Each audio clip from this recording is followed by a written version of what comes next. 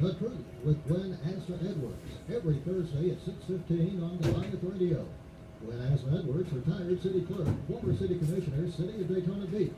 The Truth with Gwen Azama-Edwards on Goliath Radio.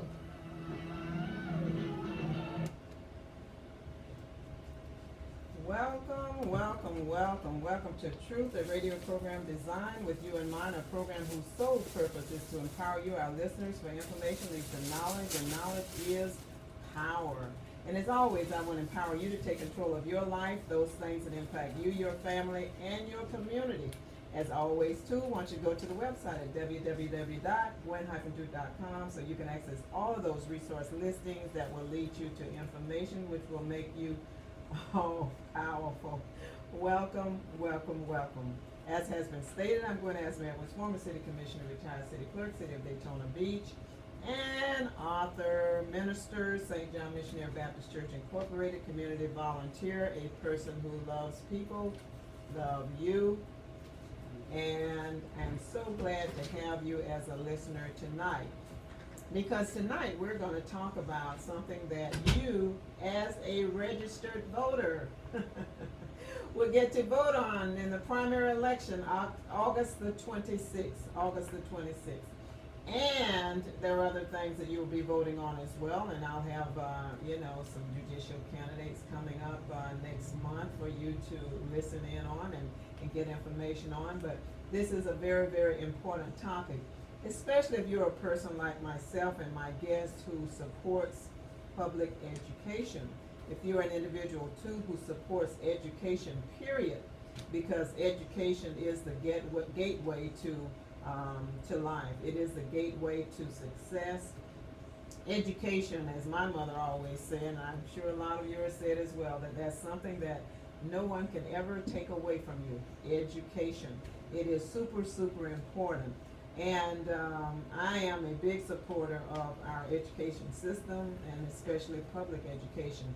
So we want to talk to you about this ballot issue that will be coming up on August 26th.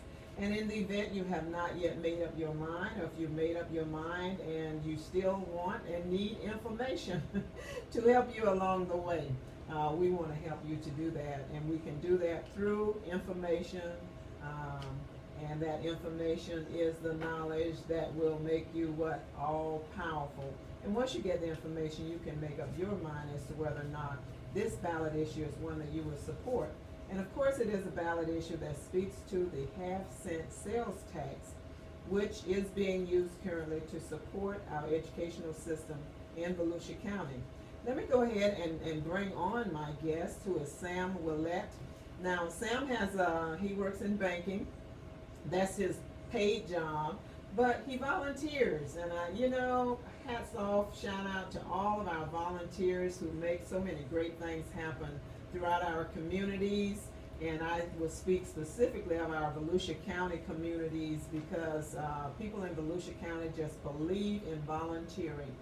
Volunteers of all ages, from all walks of life, serve individuals, serve the people in Volusia County. And just shout out to all of those volunteers and to all of you who are making great things happen. And Sam Willett is one of those individuals who is with the Futures Foundation. And there are probably some people, Sam, who don't really even know, have never even heard of Futures, the Futures Foundation. And they probably have not heard of Futures except when it's time to start recognizing, and you guys put on a nice reception there for all of the teachers, especially the new teachers who are starting out the school year in our county. But would you share with the listeners what the Futures Foundation at first is all about, and some of the things that you guys may or may not be known for having accomplished? Certainly. Thank you, Gwen. Futures is a business partnership with the school system that was started almost about 30 years ago by business leaders who wanted to help the school system and fill in some of the gaps, because as you know, much of the financing for our school systems are restricted. And there's very little flexibility in terms of how they can appropriate money and how they can spend money.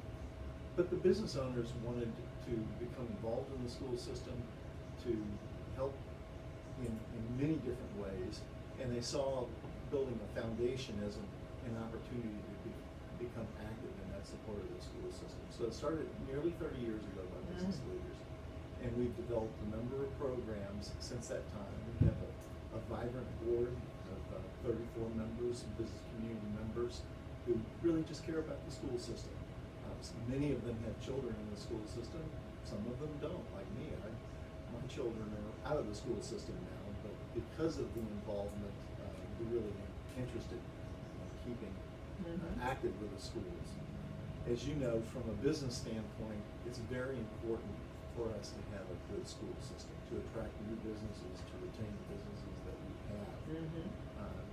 A good school system is not only important from the standpoint of attracting and keeping businesses, but also in order to have qualified employees, you really need a good school system to bring up those students so that they can really contribute to the business community, gain employment after they graduate.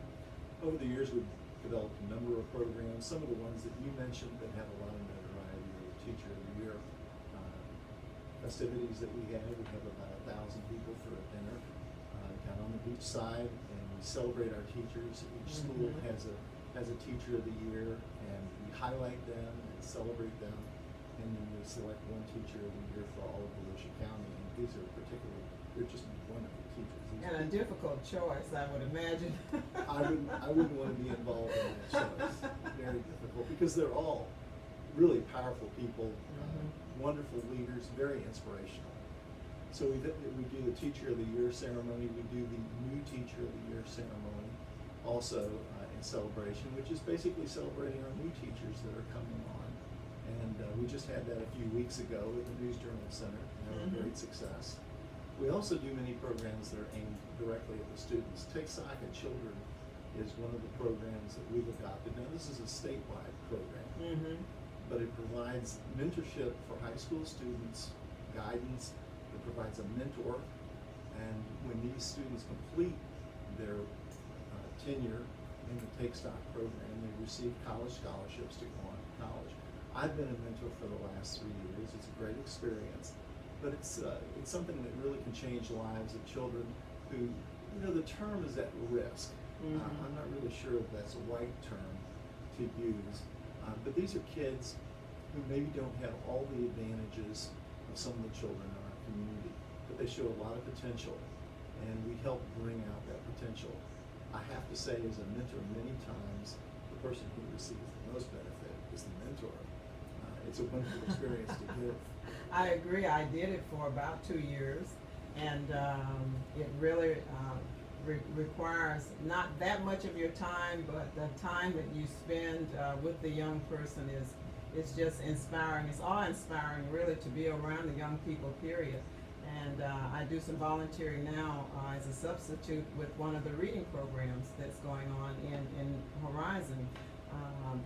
You know, our young people are not only awe-inspiring and inspirational, but for those who have any doubts about our future and the future of this nation or this world, all they need to do is just spend a little time with our young people, whether it's in the elementary level, high school level, or the college level.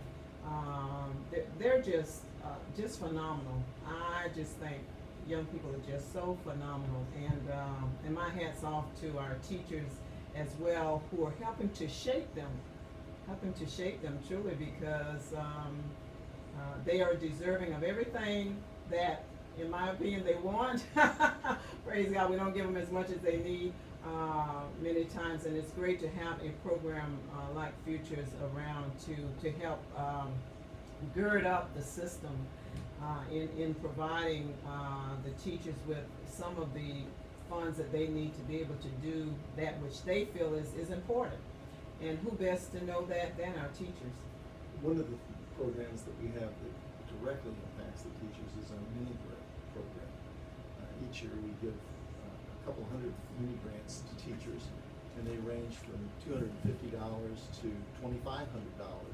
And it allows teachers to develop specific programming for their classroom curriculum for their classes And very oftentimes when they're doing this, it involves expenses, and a lot of times the teachers come out of their own pocket for this. And what we try to do is support their efforts for innovation and creativity. So they submit a simple grant to us, and we review the grants. It's a big process. We have several hundred applicants, and then we award grants to the teachers so that they can go out and pay for the supplies that is necessary for the lesson plans from these grants, as opposed to spending their own money. That's a great program. We really enjoy providing those grants to the teachers. They get excited about it. We have many teachers who apply for many grants year after year and receive funds so that they can do special things for their students. And the creativity in these grants, it's just fantastic. The things that they think of and the programs that they initiate and design are really inspiring. And you know, for those who don't know, when you say mini grant, what amount of funds are we talking about with that? Well, it starts as low as $250, and our largest grants are $2,500. And the grant is really tailored to the need of the program that is being designed by the teacher. And the teachers come up with these curriculums, they come up with these ideas. And as I said, it's really inspiring. It's a wonderful opportunity to see what's going on in our school system. So, and that's a volunteer opportunity too. If you have any listeners who are interested in learning more about the school system, getting on the mini grant committee is a great way to learn about the innovation and the creativity of our teachers. It's a little overwhelming to look at all these grant applications and see these wonderful ideas, but it really is inspiring. And if anyone has doubts about the school system and thinks, well, maybe they're not doing a good job, I would invite them to get on the mini grant committee, and it would give them a whole different perspective on what's going on in our schools. Absolutely, absolutely. Well, now listeners, you've heard just a little about what the Futures Foundation is about, what it is that they have accomplished, a little that they have accomplished. They do a lot, and I will assure you that the teachers fully, as do the parents, as do the students, as does the administration, fully appreciate the Futures organization. And 30 years strong, wow, that is super, super, super. But now to what we're really here about, and that's to talk about the extension of the sales tax, the half-cent sales tax for education in Volusia County. As I've read the paper, and I'm sure you've seen it too, Sam, there are people who say, well, you know, we've given them all this money for the last, because it was a good 15 years, I guess, for the current sales tax, for half-cent sales tax for the school system. We've given them all this money, people say, and then, you know, what did they really accomplish? I don't think they accomplished that much. In actuality, they really accomplished a great deal, correct? Yes, that's true. They have, really, they accomplished 85% of what they set out to do in 2001.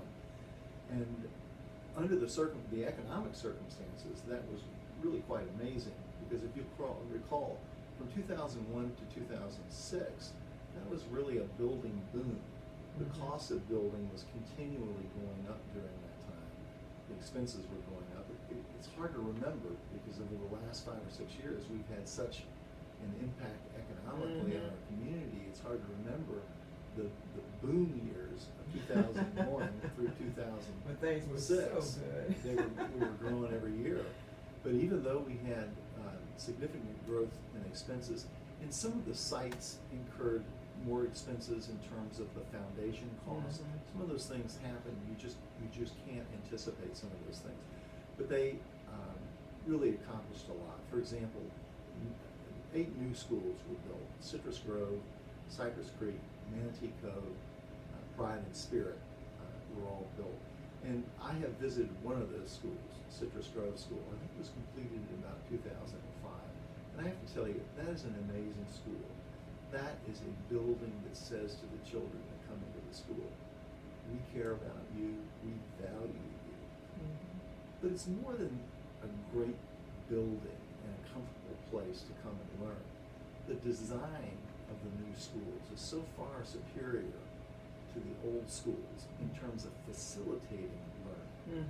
You know, some of these things are just simple things, like a bathroom in the classroom versus a a washroom down the hall. Mm. Now that might seem like a little thing, but if you have a washroom in the classroom and children can just get up and go into the washroom when they need to, you don't disrupt the classroom. You don't Right.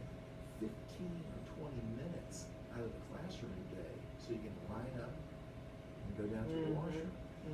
That seems like a little thing, but it adds up to hours and hours And I of would think curriculum. a safety issue would be there too, because there is a child then that doesn't have to go down the way to find a bathroom, and who knows what's there, who's there, whatever. They're right, kept in the security and the secure environment, right there with that teacher, and that's fabulous. But there are many designs to the school that really facilitate learning. So it's more than just giving the children a sense of pride in what they're doing and who they are. It really is an atmosphere that makes it's conducive to learning. So that's one of the big advantages. And Citrus Grove it was truly remarkable elementary. And I wanted to share that with you because, and this is getting off the point of new schools that were built, but when I went to tour Citrus Grove, I went over to George Marks Elementary, which is just a couple of miles away. Now, I will tell you that the faculty was just as enthusiastic about their school. They took just as much pride in their school. George Marks School needs to be replaced. And I will tell you, and I can hear the parents out there shouting. I've heard parents make the same statement for the past few years. It's a great faculty, the students love it, but the physical environment, the facility just needs to be replaced. And they did some fix-up. Oh, Yeah, over the years, but I mean, it comes to a point where you've done as much as you can do. If you go out and take a tour of the school, it gives you the feeling that it's been patched up with brown paper and vinegar. I mean, it has been changed and remodeled and added onto so many times that it's really lost its continuity, the physical space. And now I'm tall, and there were many hallways where I would walk down. And I would have to duck. Oh, wow. Not to bang my head.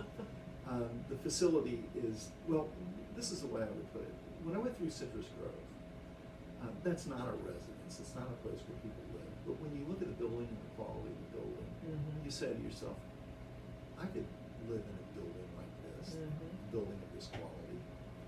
When you go to George Marks, you wouldn't want to live there. But yet we're asking our teachers, whom we value, and we're asking our students, well, just live here. And they spend a lot of time there. Yes, students spend a lot of time with their teachers. The teachers and students and administration spend a lot of time in the schools. They do need to be schools that inspire, and schools that give you the right kind of environment that make you want to learn. In addition to the elementary schools, we also built David Henson Senior Middle School. We built River Springs. We built University High School, which is a beautiful school. Orange City, my hometown. It's a wonderful school, and I think that it's made a huge difference on the community in Orange City. To have their own high school is I think, been a wonderful thing for the community there. We've also had 10 replacement schools in new construction. 2 elementary schools, Champion and South Daytona, 2 middle schools, Campbell and Ormond Beach School. Go out and look at Ormond Beach Middle School. It's a beautiful school. They did just a wonderful job with that school. They did major remodeling and replacements for more high schools, DeLand, which, we all go down International Speedway Boulevard, and when you see DeLand High School, it makes you feel like, well, no, this is a community that cares about its children, that cares about its future. Mainland High School, and also DeLand High School, New Smyrna Beach High School, Seabreeze High School. These are beautiful facilities. And then we did 2 combo schools, Holly Hill and Taylor. I know that took a little time to go through those schools. And those were, that was a great idea to do the combo schools. When you think about it, because some of the families have kids that can go when they would have been going to separate locations, can now be going to the same location. Well, that was an example of the school board and the school administrators trying to listen to the communities and work through solutions that were sensitive to the communities. And I think those were good plans. Last night I had dinner at the Steak and Steak celebration for the Boys and Girls Club. And I sat with a young man from Holly Hill Elementary. Bryce was his first name. Delightful young man. And he was so excited about going to middle school. And it's right on the same property, so it's nice and familiar to him. Wonderful. And when you think about the fact that middle school is the time that they say that the kids go through so many changes, I mean, psychologically and physically, it's good that that additional change in their lives they don't have to deal with because they're in the same location. Yeah, Mainland High School. I was wondering when you were going to DeLand, being from over that way. I'm thinking DeLand ISB. No, okay, Mainland High School. And Mainland, phenomenal.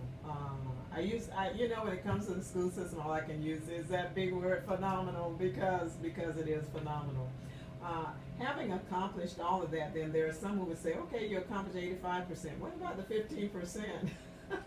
Well, one of the things in the 15% that we want to talk about is George Marks. We had wanted to remodel George Marks initially, but we ran out of funds because there were cost overruns that were really driven by changes in the cost of construction.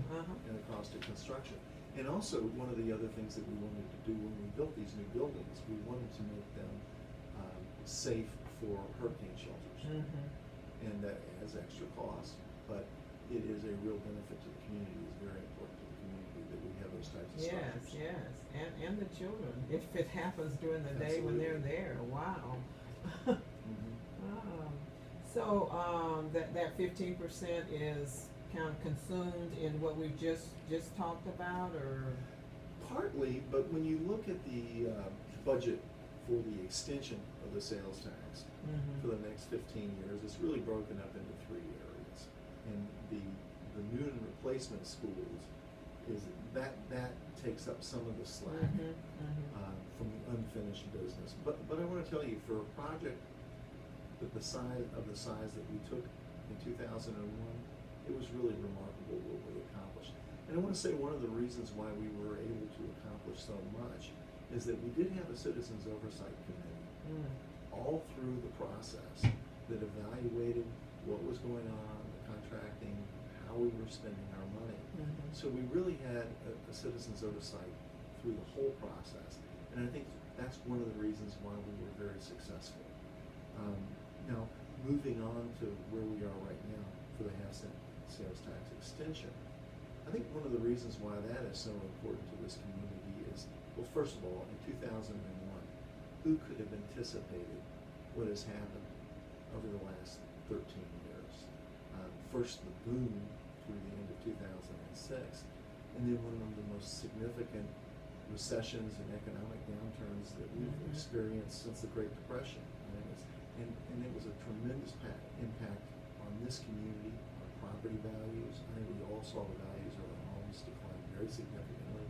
That had a big impact on real estate tax receipts going down. We talked about other things like the PICO tax going away or dwindling because and tell them what that stands for. Well, the PICO tax is a tax on land-based telephone lines. And when you think about from 2001 to now, cell phones have replaced all those lines. No one under 30 has a landline anymore. Right. You and I, because we believe this thing about you gotta have one in case of emergencies. I'm almost over that, quite frankly, but but you're right. More and more people are going to their cell phones and other types of. That's represented a very significant reduction in tax revenues that are available to the school system. More importantly, those taxes were specifically for capital improvements. So, we've had significant funds going up. But the other thing that's really impactful about this is because of the recession that we've experienced over the last number of years, there has been significant deferred maintenance in the school systems, particularly around things like HVAC systems, air conditioning, heating systems.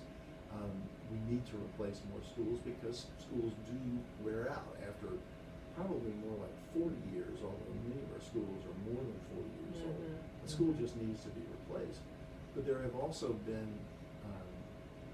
other items that have developed over that time period that really need to be addressed now. The first item that's addressed is security. Security for our schools is very different now than it was 15 years ago. Absolutely. And not only because of the tragedies that have occurred, but also we're a little smarter now about the designs of schools and the technology that we use to keep our schools safe. I would say our new schools right now are safer than any schools we've ever had before. They're very safe, but we employ technology now. And technology is not something that you can purchase and just keep for years and years Right, and years. yeah, it's not static, it changes often. You have to keep going. So, of the total $480 million budget that's applied to the 15-year sales tax extension, $45 million of that goes towards security. Now that sounds like an awfully lot of money, but when you break it down, it's not quite as much money. Now that really breaks down to $3 million a year spent on security. We have about 75 buildings, 75 buildings. And we should mention 61,000 students. 61,000 students. Is it 6,000 or 7,000 teachers? About 7,000 school employees. Now, we have a lot of part-time employees, and there's substitute teachers and things like that. And then I read 31,000 computers. Yes, 31,000 computers, and I have to tell you, many of those computers are very old. I can imagine, yeah. So when you break down the security, $3 million between 70,000 schools, that's not a whole lot of money per school. It really isn't. It works out to be, I don't know, maybe $35,000 per school, and that's not a lot of money. No, when you're it's talking not. about providing security for upwards of 1,000 students plus a faculty. That's not very much money. And the next area of investment, and it really is investment, is $135 million for technology. This has become something that is so important for our children's education, and it really wasn't an issue 15 years ago. No. Technology is an absolute must now for education. And one of the things that we have to bear in mind with this is, 75% of our elementary schools are Title I schools. We have a lot of children in Volusia County that live in or near poverty. We have over 2,000 students that are technically homeless. They may be bouncing from one apartment to another, living with cousins or a friend, A car or whatever, yeah. a car, very unstable housing situations. These children don't have access to technology in their homes. And if they don't have access to technology in their schools, they're not going to be equipped to contribute to society. So this is an imperative. This isn't a luxury. This is something that we really need to invest in to ensure that our children, as they grow older and get into high school and graduate, they're fully equipped to go out into the workplace and participate. And you have to have computer skills to be able to do that. And not just the workplace, to compete in the world. Yes. And in the world market. I mean, and we know that with a lot of young people, for those who actually are in homes where they're purchasing a lot of this stuff, the kids, as infants, are exposed to, your iPhone or your other Android phone and other equipment and the like. And if they are exposed even in their homes to that, for those who are, to go to a school that does not have that same level of not just attraction, but that same level of equipment, really would make them a little less motivated, I would think, because you're dealing, you've got an unevenness there between what they figure, God, even at home we got this, but you get to school and you don't have something. We definitely need to prepare our young people in terms of the new technologies as they're coming forward. And as we prepare them, they're able then to help their parents. Exactly. And the whole community. Yes, absolutely, contribute. absolutely. And the last component is the physical plants. There are a number of projects, and that's the biggest part of the budget, there are a number of projects that we still need to do. Mhm. Pearson Seville Elementary replacement, Chisholm Elementary replacement, Deltona Middle School replacement, and that's going to be on site. We talked about George Marks replacement of that school, and then Tomoka Elementary in Ormond Beach, we need to replace that school.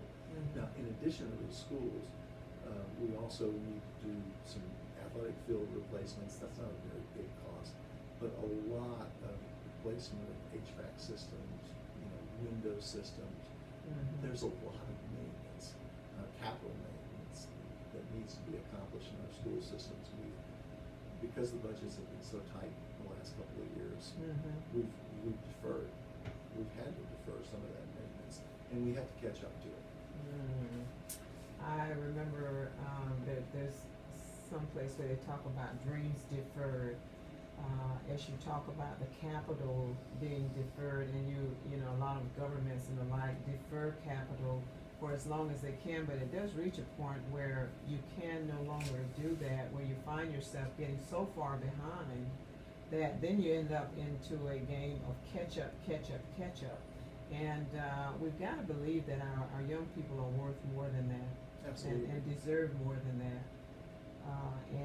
So it sounds like the planned capital expenditures and the like are something that will help us to not just catch up, but I would hope at some point to even get a little ahead of the game, or at least even with it, so we're not constantly playing catch up. You had stated that previously for the half-cent sales tax that we're into now, there was a committee, a citizens committee. Was a citizens committee involved in coming up with the goals and the plans for this extension as you've shared them? Yes, there was. There were actually two groups. The first group met to review the needs of the school, and they met with administrators from the school and reviewed schedules. They reviewed some of the possibilities. Mhm. But we had a lot of citizens input, and I was very impressed with the people that came to the meetings. They Mhm. were very interested, Mhm. did their homework, they worked hard, and they came up with basically a plan. And now we have another committee that was taken over from that first group, the Citizens for Excellent Schools, because this is really a citizens initiative here. Mhm. These are our schools. They don't belong to the school board or these are our schools. Mhm. And so there's a citizens committee that has been formed to help promote the need for the extension of the sales tax as an investment in our children and an investment in our community's future. Mhm. So it really is something that has a lot of citizens involvement. And I've been very encouraged. I've talked to many people in our communities, and people understand the need for this. There's always a concern about making sure that we spend money wisely, but I think people understand that there's a real need here, and that this is an investment in the future of our community. So it's been very encouraging. There's been a lot of support from the community. I would love for you to share any contact information with our listeners in case anyone in the listening audience would like to get involved. And while you're finding that, I'm sure there are some who say, well, what about the drop in the population, the school population that's been occurring over the last few years during the time that we were going through the depression or, whatever they wanted to call it at that time. Are things starting to pick up now, and do they see an uptick in terms of the number of students that are actually enrolling and who are part of our Volusia County school system? Now, as a volunteer for the school system, I don't have all these facts and figures, but I do know that this past year we've had growth in our student population. And you're correct. The student population did decline for several years, and really that was a factor of the downturn in the construction industry. Many families. And the county, yes. It really was not a reflection of the school system. They were impacted by that drop in population in the county itself. And the county itself has started to uptick somewhat. A few of the cities have an uptick in terms of their population. And from what I gather, you may not know, but I have been reading that the school system, as you've stated, they are not losing students anymore. They actually are seeing a small growth. They're seeing And small so growth. it's on the incline. It's Yeah. on the incline, which is good. And I read recently too that they're actually looking to hire more teachers. Yes, we have a number of teachers that retired over this year. I think at one point the estimate was 400 new teachers. One of the things that we have to remember too, even in light of some declining enrollments for several years, which is really now abated, we're growing our student population now, but we also had a class sizing. And that's very challenging to manage, and it meant that we had to have more teachers. We had to have more classrooms too. Absolutely. So that was,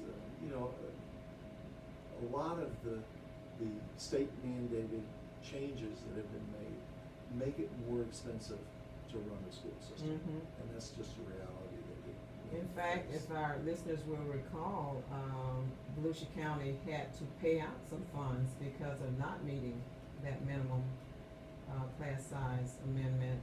I think that did happen one Yes, year. yes, and if that doesn't open your eyes in terms of losing money, because you don't have the money to spend, but at a certain point you just have to make the decision to go ahead and do it because it's right, number one, because the law says it, number two, but also because it is something that helps our students. It's been proven that smaller class sizes, especially for certain grade levels, is very helpful and very instrumental in helping our children to grow as for intellectually.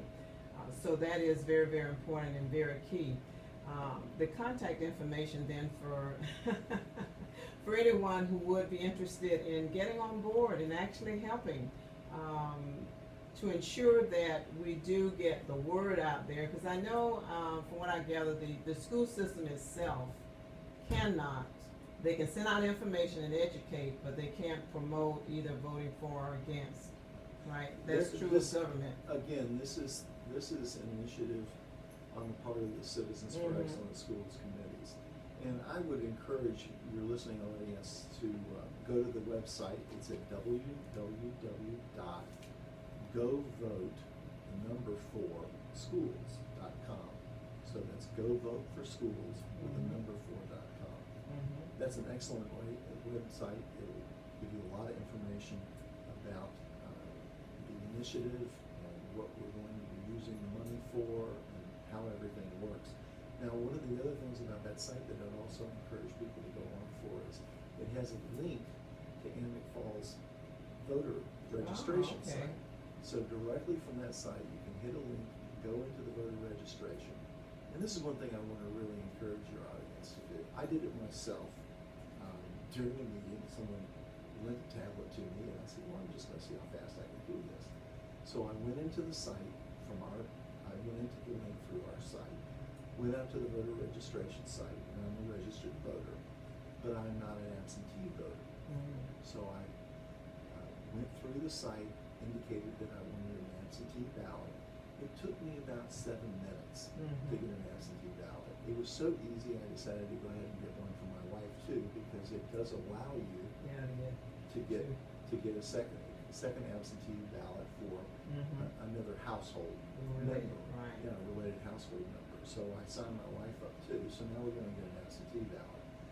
The great thing about that is that if you get an absentee ballot, you're much more likely to vote. I mean, I want to encourage everybody to vote on August 26th. It's very important, but sometimes things happen. But if you have an absentee ballot, when it's mailed to you, the odds are that you're going to complete that ballot and send it back in. So I really want to encourage your listening audience to do that. They also want to look for us on Facebook. We're at facebook.com/GoVoteForSchools. And then on Twitter.com, the same sign, /GoVoteForSchools. So we're easy to find, and it'll give you all the information you need to know about what we're doing for the initiative. Yes, wonderful. The other benefit to the absentee ballot is that if you vote by absentee ballot, as do a lot of the the workers for the elections, it frees you up to be able to get out there and help That's you know, right. with the effort. It certainly does. To get more people out there, get them involved, you know, just spread the word, and then you don't have to worry about whether you've gone and done this or done that. In fact, make sure your whole household does the same thing. Let me just take a commercial break and just say that you're listening to The Truth with Gwen Azama-Edwards. My guest is Sam Willett, who is with Futures Corporation, or Futures Foundation, make it corporation, Futures Foundation, and we're talking about the Volusia County half-cent sales tax, which is an extension of the current sales tax, and it does not take effect until the current one has expired. So you will not be paying any additional tax. You will just continue to do what you've been doing. And I read somewhere, Sam, and this is WLE 1380 AM on your radio dial in Ormond Beach, Florida. This is also Goliath Radio and Big 1380 AM, again in Ormond Beach, Florida. I read somewhere about what this tax has meant for people, household of four. And it really wasn't a lot of money for the year.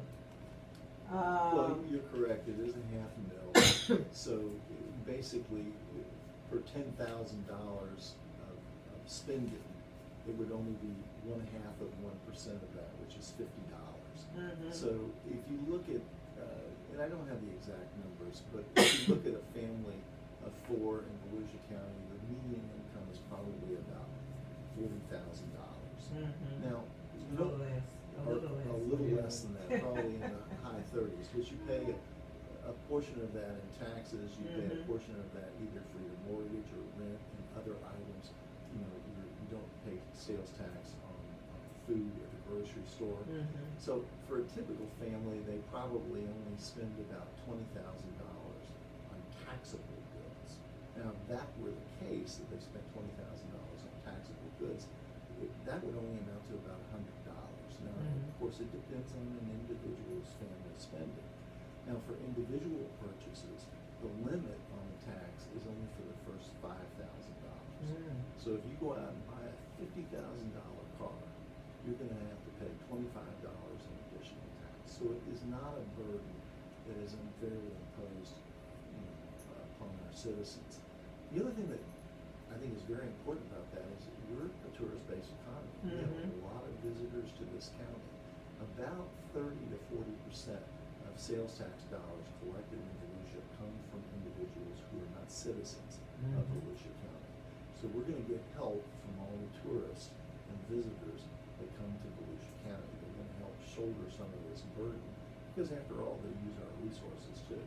So this is a tax that doesn't put a lot of stress on any one individual, and it spreads the weight around, and it also allows tourists to pick up part of the responsibility. And that's the really big value in terms of sales tax. But it does say for a family of four and with a median household income of $43,419, that it's about $42 annually, about $3.50 a month. And as I've stated before, and you said, just like you said, the first 5,000, the maximum would be 25 if you did a new car. Boy, hey, they must have been quoting you. Anyway, when you think about it, though, as you guys are saying, this is an investment. It's an investment in our young people. It's an investment for their education. And people like to say that our young people are our future. Well, they're also our present. Because if we don't take care of them in the present, then it will doom their future to some extent. So we need to make sure that we're doing all that we can for our young people, because we want them to do all they can for us when we reach that point, of course. Now, there are some who will believe and say too, and I know you're not that well versed on this as well. I've had Candace on a few times, and she's talked about the dollars that come into the school systems, and how they're so set, really, almost seeming in terms of what they can be spent for, and when we think of the high costs, the high taxes, and because a lot of people say, and it is true, that the highest taxes that we pay are for the school system. But a lot of that is set by the legislature. In fact, I believe toward the end of their session, they were talking about the fact that they were going to increase the tax amount, the tax rate for what schools would be taxing citizens on in terms of those dollars that come through the property taxes. So there's a lot from what she has said in the past and what I've come to know that the school system really has no control over. Can you speak to any of that? Well, really only as a layman. Mm-hmm. I'm not part of the professional school system, but I know as a layman that the local school board is very limited in terms of their flexibility. Most of our expenses are mandated by either state or federal government, and we're told exactly where to spend our money. So there is very little flexibility, and often, over the last few years, we have had what we call unfunded mandates, Right. where we are directed to expend our resources to start programs or any number of things, but we're not given money to do that. Like class size amendment. Well, class size amendment is a great example of that, but this is happening every year in multiple instances where we're being directed to make investments into our school system, but those investments aren't being funded. So it is a difficult situation, and I would say as a volunteer, one of the things that I've been very impressed with is the professionalism of the school system. The teachers, now I saw this when my children were in school, and I have to tell you, I had 3 children go through the school system here in Volusia County, and I know everyone doesn't have the same experience that I have, and my experience is anecdotal. But the experience I had with my children was so spectacular. They received an exceptional education. They were exceptionally well prepared for college. I felt very, very blessed to have been a resident of Volusia County. I felt like my children got the best education any amount of money could buy. And when they went on to college, they were very, very prepared. Now, this probably sounds like bragging, and it is, because I'm really proud of it. Everybody is. But my oldest daughter is a neurologist. My son is in law school at the University of Georgia now, and my daughter is going to dental school. And she's received a partial scholarship to attend dental school, and they don't give out a lot of those to attend dental school. Now, my wife and I were very involved in their education, and we were very active in their education. But there was only so much we could do. That, the education that was provided for them at Spruce Creek was beyond the capabilities of Barbara and I. I can't teach physics. I can't teach calculus. My children are exposed to that. My children are exposed to 4 years of foreign languages. They had excellent teachers that could teach anywhere. They could teach at a college level. And I'm very proud of my children and what they accomplished, but I also know that Barbara and I could not have done that without an exceptional school system. And it's easy for people to say things like, well, our school system is broken. I have to tell you that the experience, not only my personal experience with my children, but I've spent a lot of time volunteering in schools. I've gotten to know teachers. I've gotten to know principals. We have very dedicated people. Yes, we do. Yes, we do. Very, very dedicated people. Ms. Presley and Mr. Russell, who are area superintendents, this is a really good example. I'm a business person, and I work for a very large company. We have about 230,000 employees. I can tell you that typically in a professional environment, the scope of authority or the scope of control really should go no further than about 12 direct employees, especially if they're professional employees who are managers. Now, our area superintendents each have over 30 schools. So that's not only 30 direct reports, that's also 30 locations. I don't see how to do it. Mhm. And when people will say things like, well, there's too much administration in the school system, there's too much family school system, I can tell you, and I've had personal experience with it, and we're too lenient. Mhm. You know, for us to ask, Tom Russell, for example, can't provide the kind of coaching and mentoring that he wants to do when he has to be directly responsible for 30 schools, over 30 schools. Mhm. And we have a number of principals in our system who are principals Yeah. at 2 schools. Yeah, Spoken, yeah. Yeah. So we have a lot of our faculty in our administration that are actually stretched pretty thin. They're working very hard. And I just want your listeners to know that they have really dedicated people. And I'm a volunteer. I'm not paid by the school board. I'm not part of the administration. Mhm. I'm a parent. And I'm a business person who cares about quality of my schools.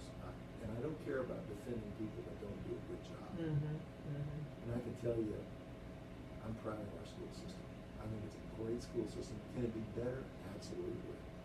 But I gotta tell you, we have a lot of people out there who care deeply about it and really want the school system to be the best it can be. And they love these kids.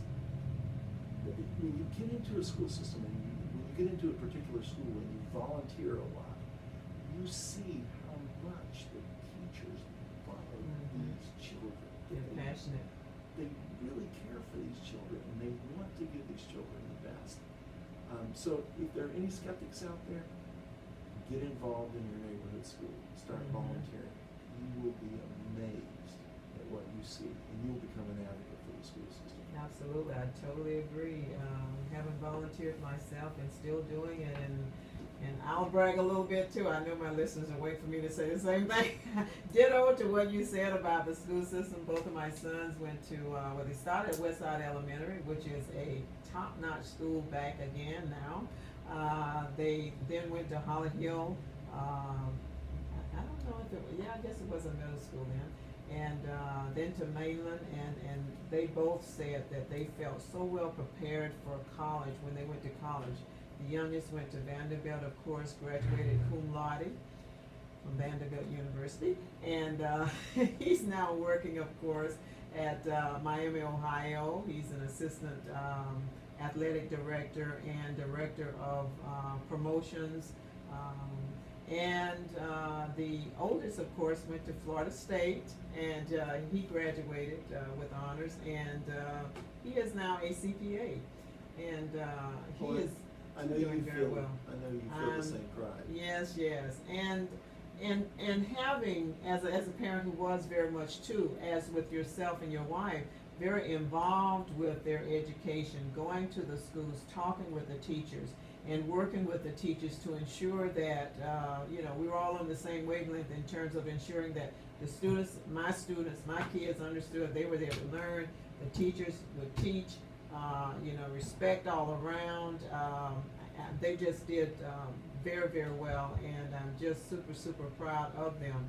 And we have that same level of teacher, student involvement, etc. The need for the parental involvement, I think, more of that. But we do have excellent administrators who aren't there trying to do not just the best they can, they're just doing the best, period. And the level of support that they get and can get, even more so, I think, through this half-cent sales tax extension, would put us that much further along. I am just, like you, just a total believer not only in our Volusia County school system and the administration, but also in what a young person can accomplish with a proper type of nourishment. It's not just physical nourishment. There's spiritual nourishment that goes on too. And a lot of that is based on the environment that they're in. And that's the physical environment in terms of the facilities, in terms of a lot of the stuff that you're talking about with the AC, the air, the heat, if you want something to grow and grow properly, you've got to give it the nourishment that it needs. And our young people need what it is that we're talking about that will come from the extension of the half-cent sales tax. And my hope is that our listeners will not only support that, but they will do all that they can again to rally support through others, as well as work with the Citizens Initiative to get this done, to get it done. And I'm going to ask before we go off that you remind them again of when this is coming up for a vote, and the contact information, and the fact too that again this takes effect after the other ends. So we're looking at certain dates. August the 26th for the election. It's the primary election. It's the primary election. You'll want to go to our website. You can also find us on Facebook and Twitter at govote4schools.com. And a reminder for the website, when you go on to the govote4schools.com, you can get a link into the voter registration, and you can register to vote, and you can also register to absentee vote, and that's a great way to vote. Wonderful, wonderful, wonderful. And to all of our listeners, I know that you support our area. I know that you support education. I know that you realize, just as Sam and I do, the importance of education and supporting our young people. And it is our hope that you will support this extension of the half-cent sales tax for our school system, for Volusia County schools. They've done a phenomenal job with what they've had. They're going to do even more great and wonderful things if you give them the support that they need. And I found it interesting, Sam, to see the high degree of support that you all have received from the business community, as well as some individuals who usually don't support any kind of an increase, and they're in support of this because they understand that, as you stated, 30 to 40% of this half-cent sales tax will come from our visitors, from the tourists, from others outside of ourselves, that it does not tax, as has been in the past, as is currently, those important things for individuals like the food, your medicine, and the like. So key things are not taxed. It is those discretionary things that you like to purchase that will allow you to be able to help the educational system. So, any closing words as we go off the air? Well, the one thing I'd like for everybody to be encouraged to do is to volunteer in your local schools. Also, I'd like to invite your listeners to become involved in Futures. It's a great organization. We have a lot of fun fun events each year, and like a fun run or Caribbean party. It's a great organization to get involved in. We have a number of committees that they can serve on so that they can learn more about the school system and contribute to the school system. So I'd like for your listeners to do that. Absolutely, and no better place to do it, to volunteer, than in Volusia County, where we care. We truly care about each other. We truly care about our young people. We care about our elderly. We care about our families. We care about everybody. We even care about taking care of the tourists too when you guys come here, especially since you're going to be paying and helping to help us support our educational system. So for all of our listeners, again, August 26th, primary election, the extension truly of the half-cent sales tax for Volusia County schools. Be sure to vote in support of that. If you want more information, you can go to the website that has been mentioned, where you can get the additional information if you want to know more about, the types of things that will be supported. This will be up on YouTube, so you can chime in there and give a listen, share it. You can also get more information, I'm sure, as individuals will be going out and talking even more and talking this up, because they want you to be not just enlightened about this, they want you to be informed, well informed, and informed voters will vote in support of this extension of the half-cent sales tax for Volusia County schools. Thank you, thank you, thank you, thank you, Sam, to Sam Willett, who is with the Futures Foundation. Thank you to all of our listeners. Be sure to join us every Thursday starting at 6:15 or thereabout as we prepare to inform you and to empower you to take control of your life. Until next time, be informed, be empowered, stand tall for that which is right and truthful. Until next time, God bless and have a great, great week. The Truth with your host, Well, thanks very much. Azama-Edwards, It's a pleasure to spend some exclusively time on Thank you, Thursday thank you, night thank you, on and you too, it was fabulous. Well,